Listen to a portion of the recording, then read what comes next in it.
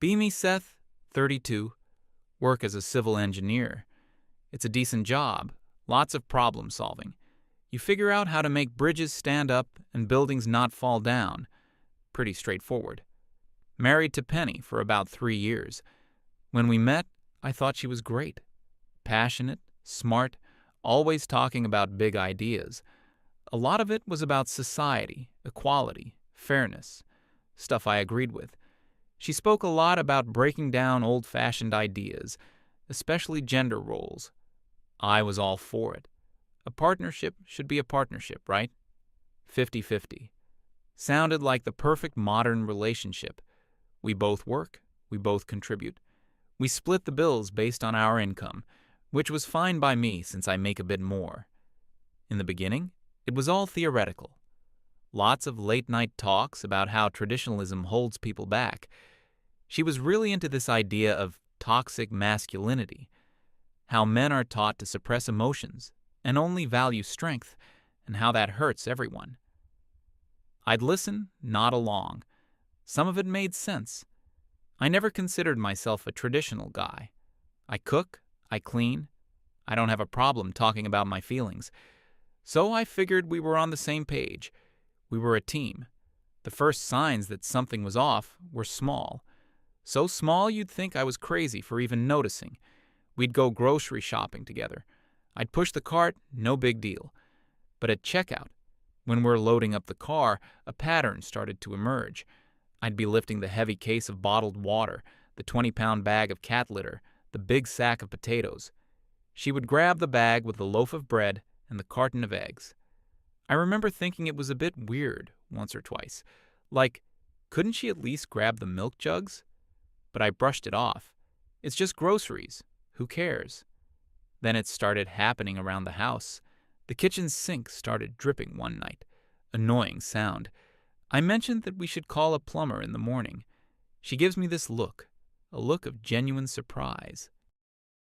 Then she says that plumbers are expensive, and it's probably just a simple washer. You're good at this kind of stuff.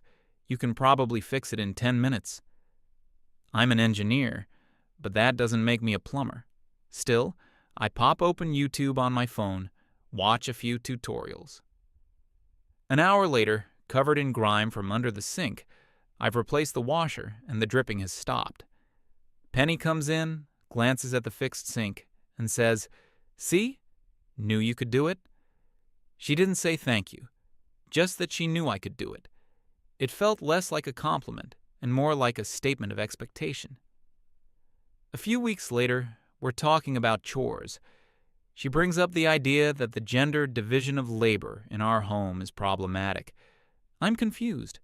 I already do half the cleaning, all the yard work, and most of the cooking because she says she finds it creatively stifling.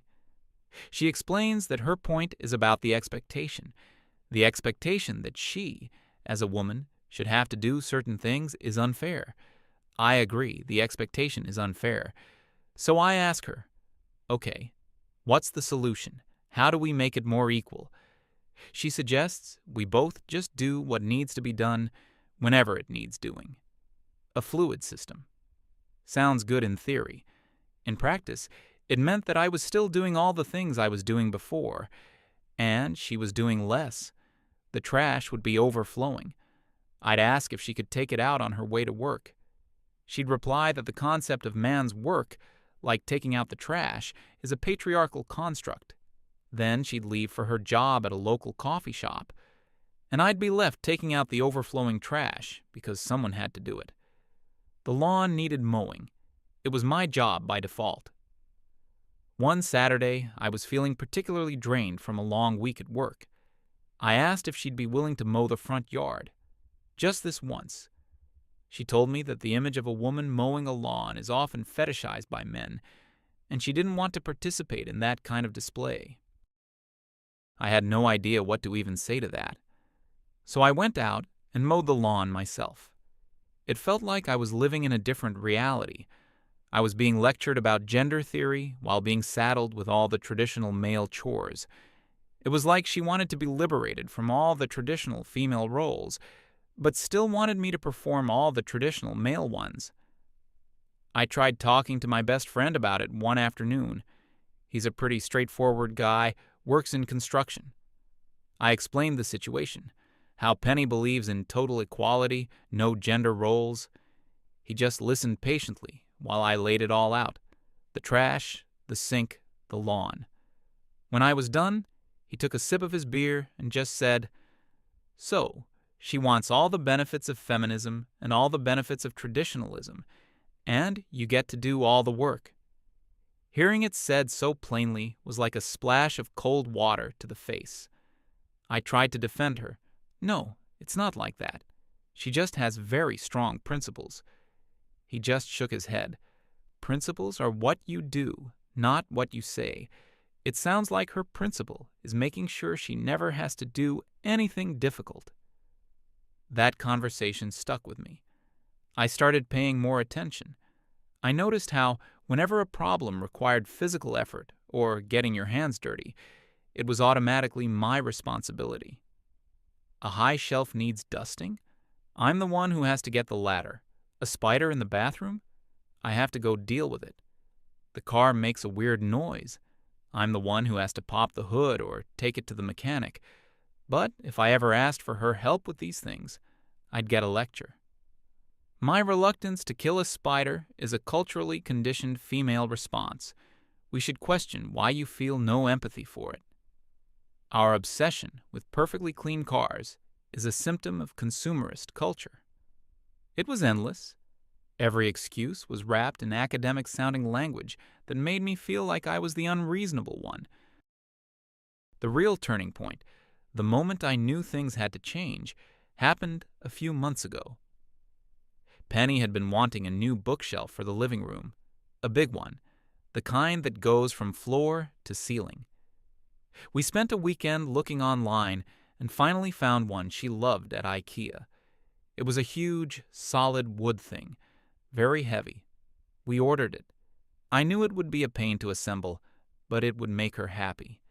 Delivery day comes. 2 massive, incredibly long flat-pack boxes arrive. The delivery guys are only paid to drop them at the front door, not inside. So there they are, sitting on our porch. Each box must have weighed over 100 pounds. I look at the boxes, then look at Penny. She's clapping her hands excitedly.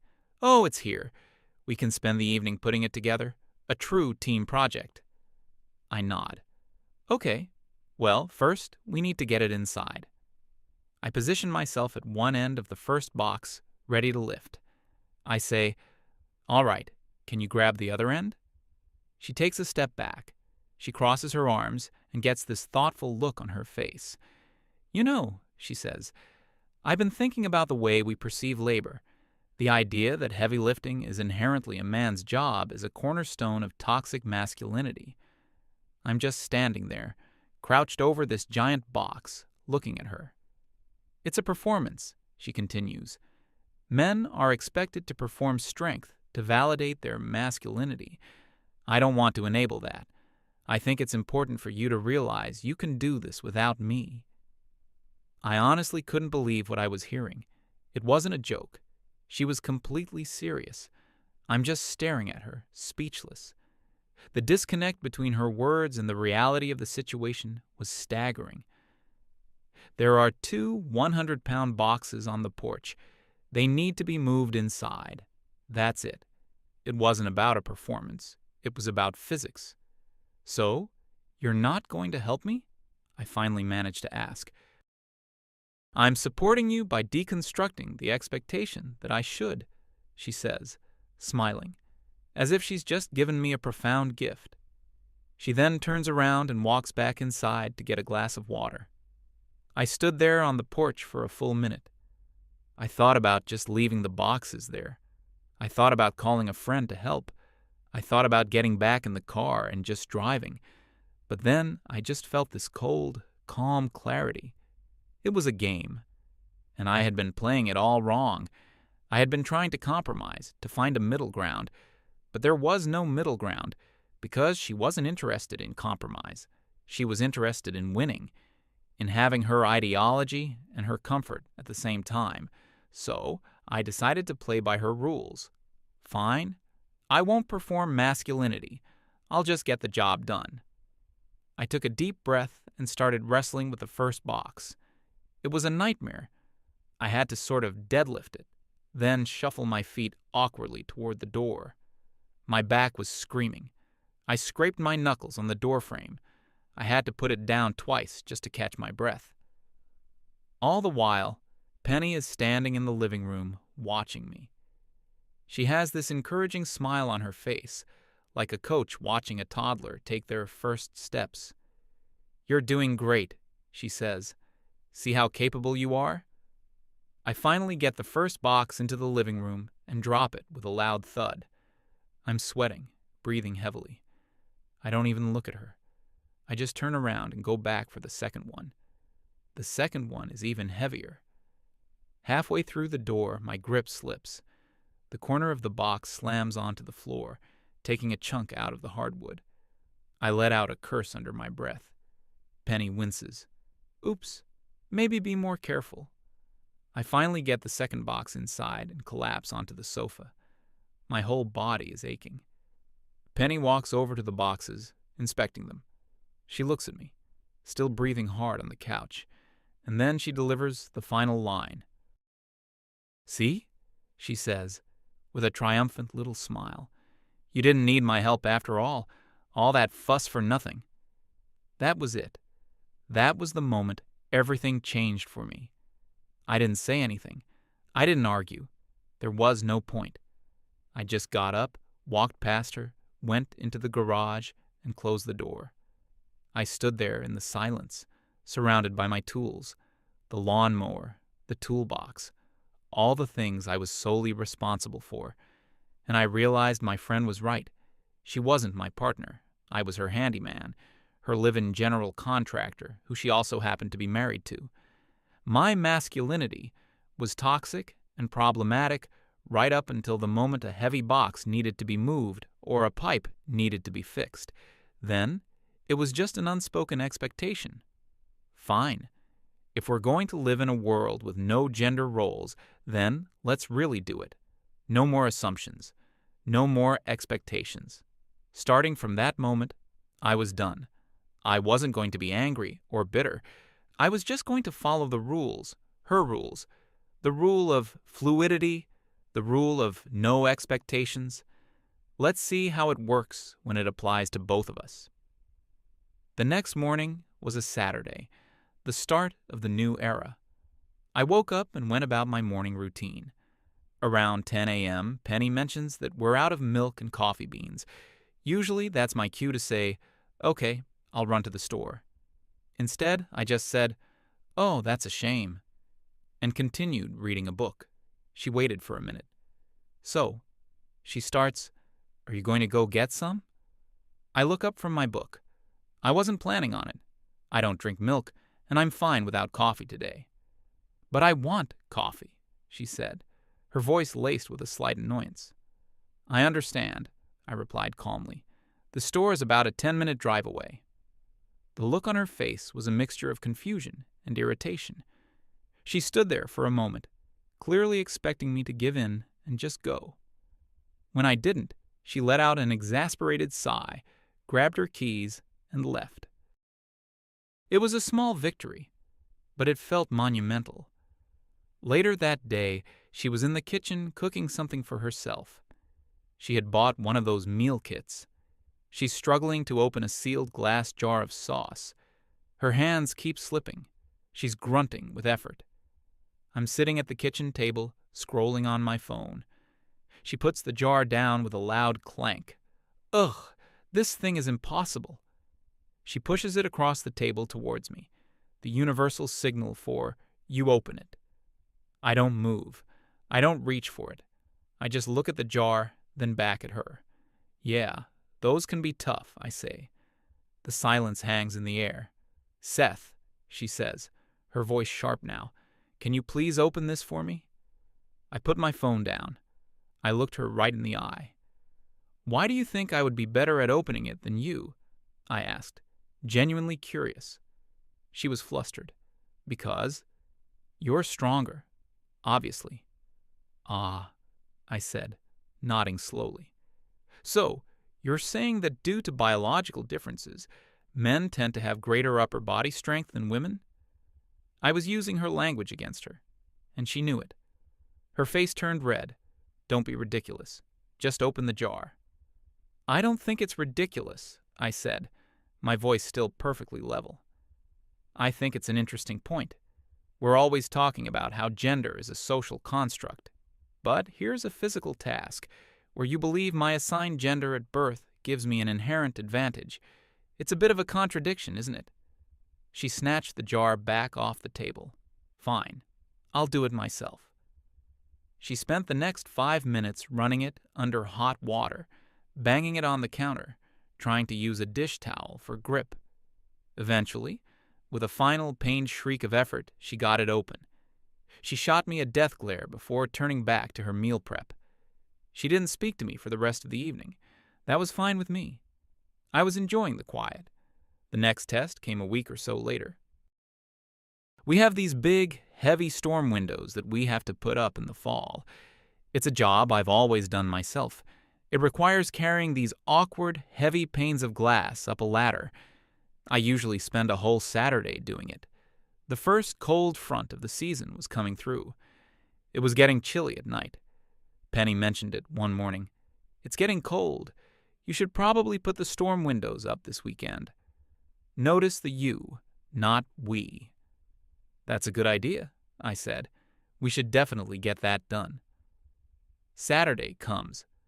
I wake up, make myself some breakfast, and then settle in to watch some college football. Around noon, Penny comes into the living room. I thought you were going to do the windows today. Oh, I'm not doing them by myself, I said, not taking my eyes off the TV. What? You always do them yourself? Well, I've been thinking about what you said, about me always performing masculinity. This feels like one of those things. It's a big physical job. It's not fair for one person to be expected to do it alone. But I don't know how to do it, she said. Then it's a perfect opportunity for you to learn, I replied. We can do it together, as a team, 50-50. You can hold the ladder, or I can hold the ladder. We can take turns carrying them up. She looked at me like I'd just suggested we build a rocket ship in the backyard. I can't carry those, she said. They're too heavy for me. Are you sure? I asked with a straight face. Maybe you're just internalizing societal messages that you're not strong enough. She threw her hands up in the air.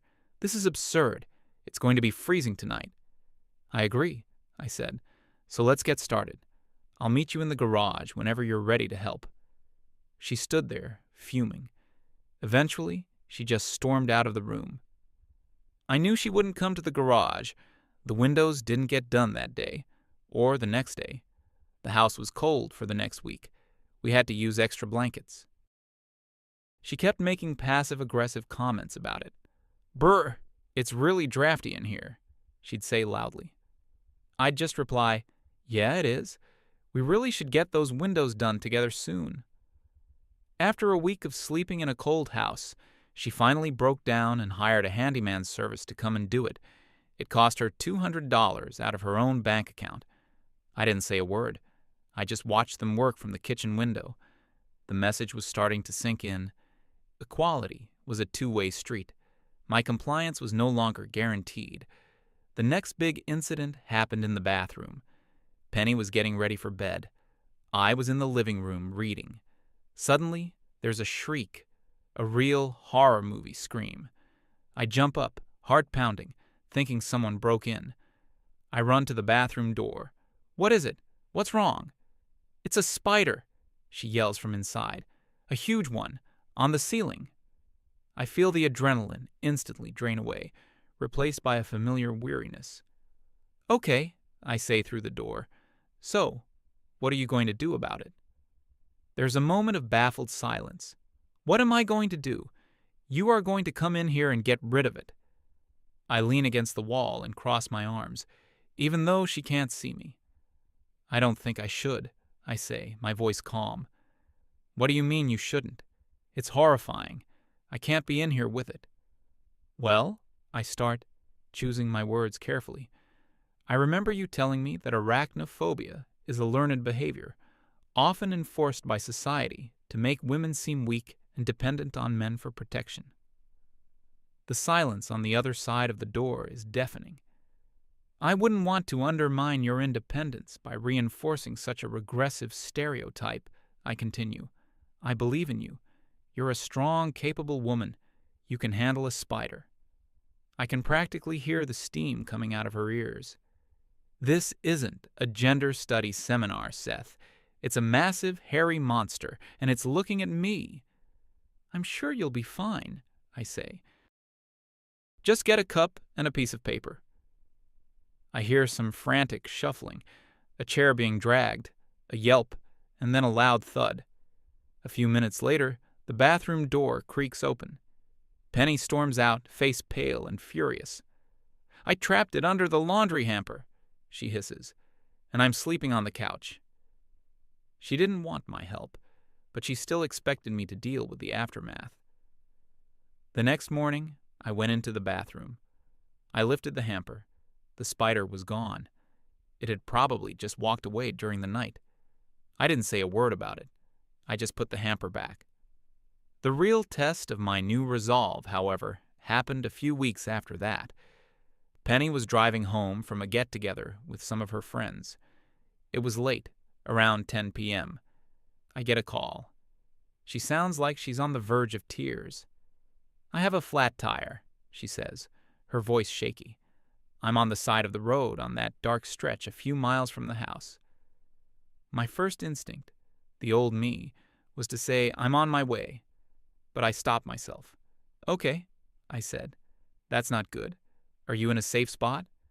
I guess, but the cars are flying by. You have to come and change it for me. I took a breath. Honey, the spare tire is in the trunk. The jack and the lug wrench are with it. You've seen me do it before. It's pretty straightforward. You can't be serious, she whispered into the phone. You want me to change a tire? By myself? In the dark? Knowing how to change a tire is a basic life skill, I said, my voice gentle but firm. It's not gender specific. What if I wasn't home?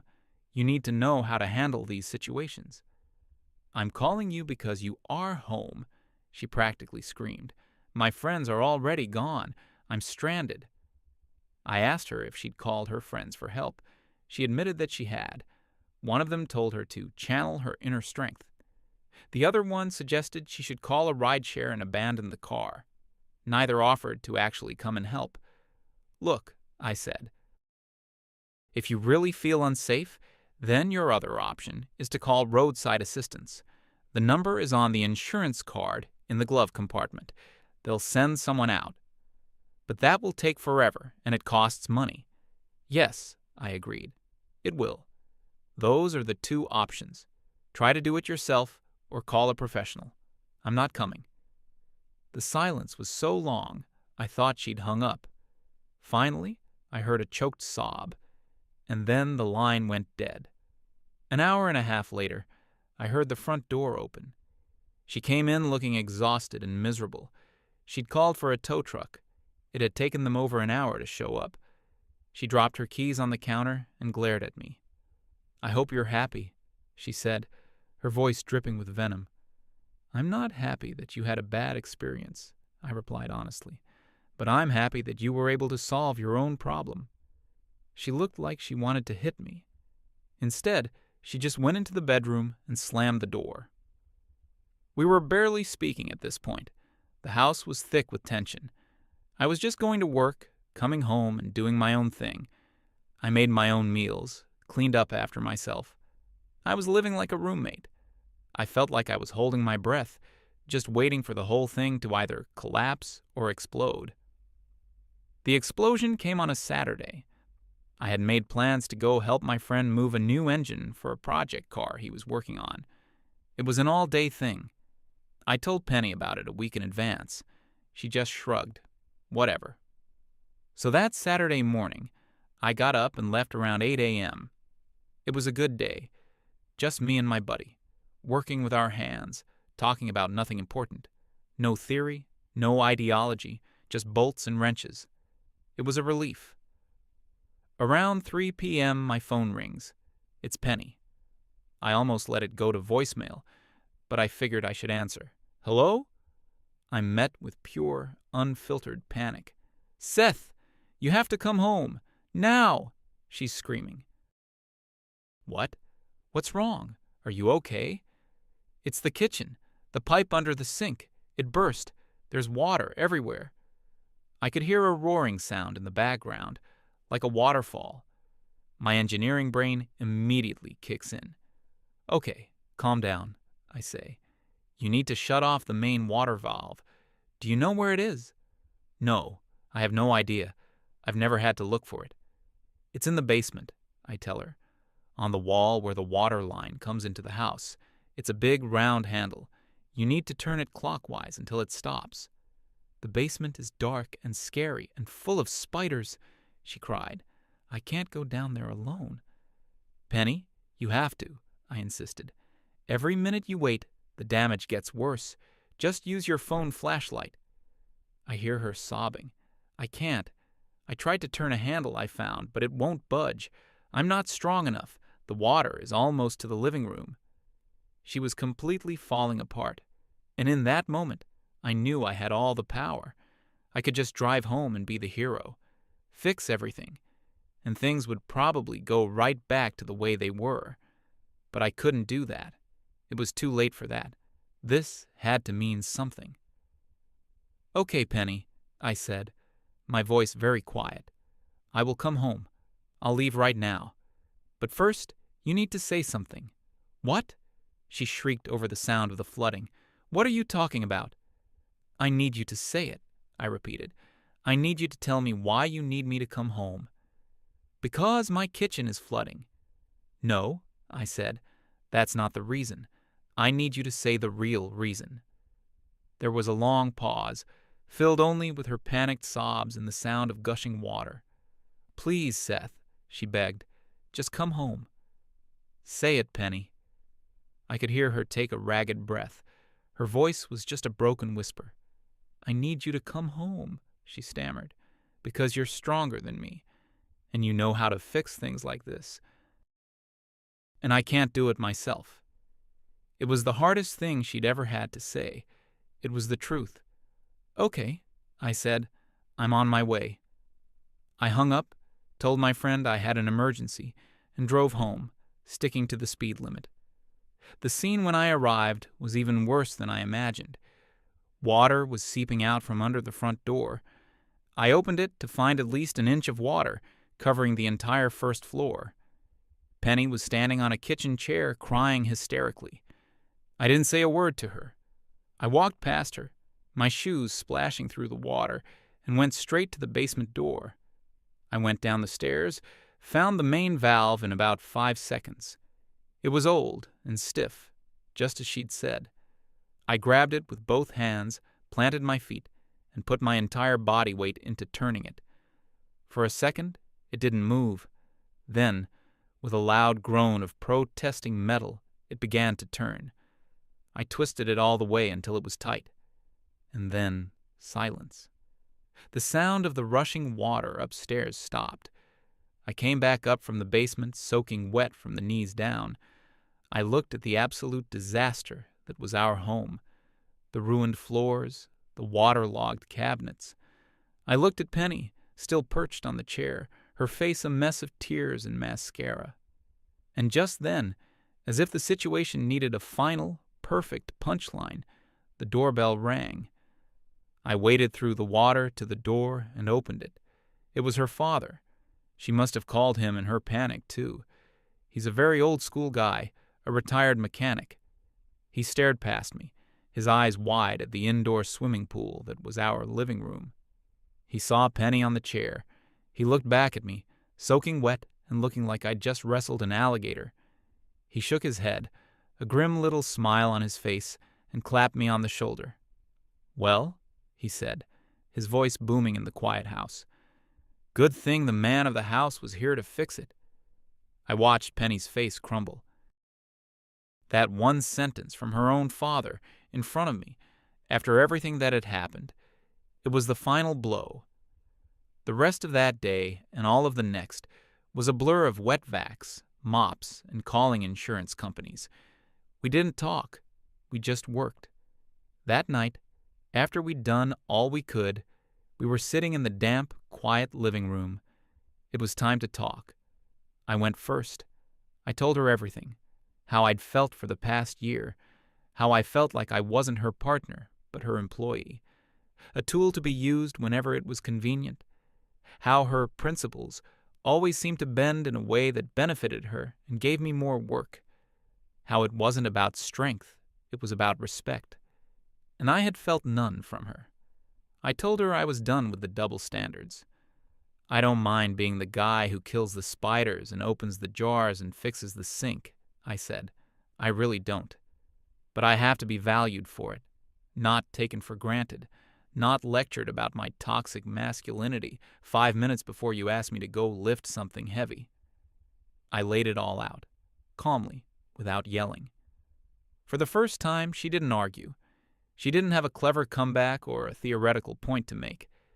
She just sat there, looking at the water-damaged floorboards, and listened. When I was finished, she cried.